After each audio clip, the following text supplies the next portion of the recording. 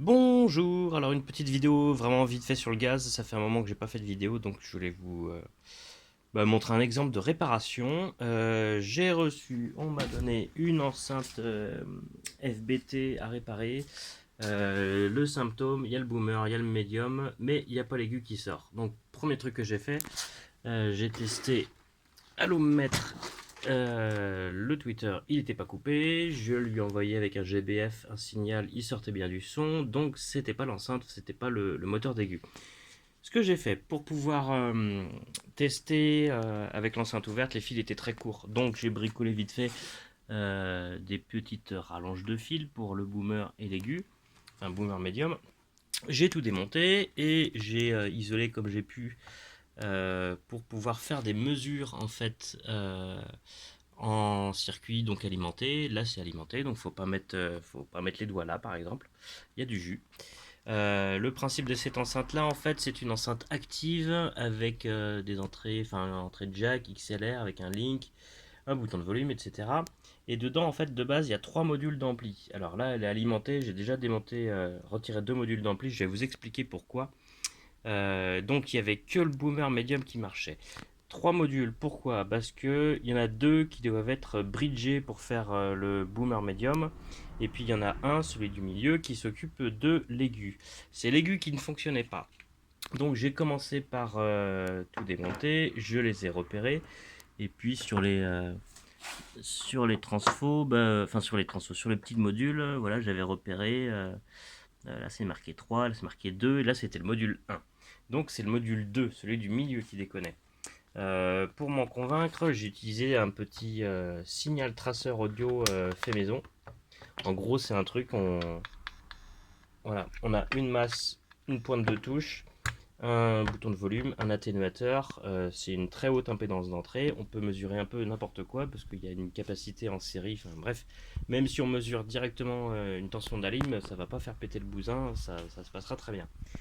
Donc j'ai fait mes mesures directement sur le connecteur des haut-parleurs qui se situe ici. Medium Boomer j'avais bien un signal et l'aigu j'avais strictement rien. Donc j'ai essayé de remonter sur les amplis, j'ai réussi à trouver la référence de ce module qui est un IPEX UCD 18LP V8. Voilà, j'ai cherché sur internet, j'ai réussi à trouver au moins les infos qui m'intéressaient, c'est-à-dire comment est câblé le connecteur, parce que en fait ça s'en fiche directement dessus là. Et donc j'ai vu que en 1 et 3 c'était le négatif, en 2 et 4 c'était le positif, en 6 la masse, j'avais bien mes tensions d'alim qui arrivaient, en 9 et 10 c'était l'arrivée audio, et 11-13 HP+, 12-14 HP-. J'ai vérifié que HP- c'était bien relié à ça, HP+ c'était bien relié à ça, les tensions d'alim étaient bonnes, et j'ai mesuré avec mon petit signal traceur audio les entrées audio, et effectivement il y avait bien que de l'aigu qui arrivait dans le module d'ampli, donc il n'y a que de l'aigu qui aurait dû sortir du module d'ampli, mais ce n'était pas le cas, donc le module est HS.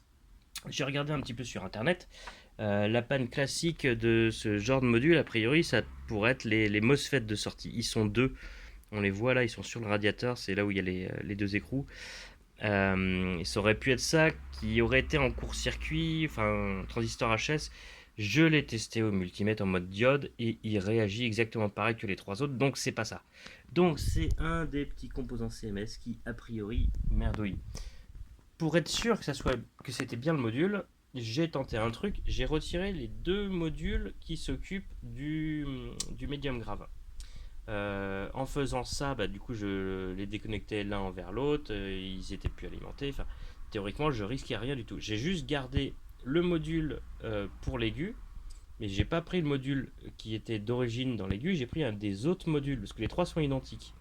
Je me suis dit, si le boomer médium il fonctionne bien, il n'y a aucune raison que si je prends un de ces modules là et que je le mets pour l'aigu, ça ne fonctionne pas. Et c'est exactement ce que j'ai fait.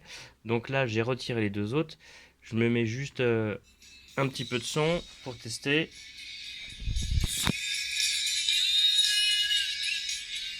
Et il n'y a bien que de l'aigu qui sort. Donc en fait, les deux autres modules sont bons. L'électronique de la carte est bonne, puisque là maintenant il y a de l'aigu qui sort.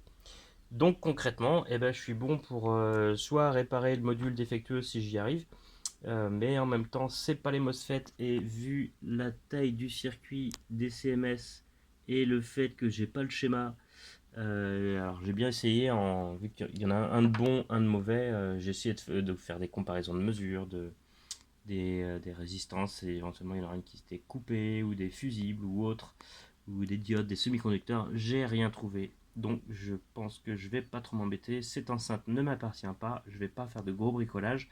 Le module il s'achète tout fait, tout prêt sur internet à 70 euros. Je pense que la réparation va se terminer comme ça. Voilà, c'était juste un petit exemple de dépannage ou au moins de diagnostic. Voilà, bonne soirée, bonne journée, bonne matinée.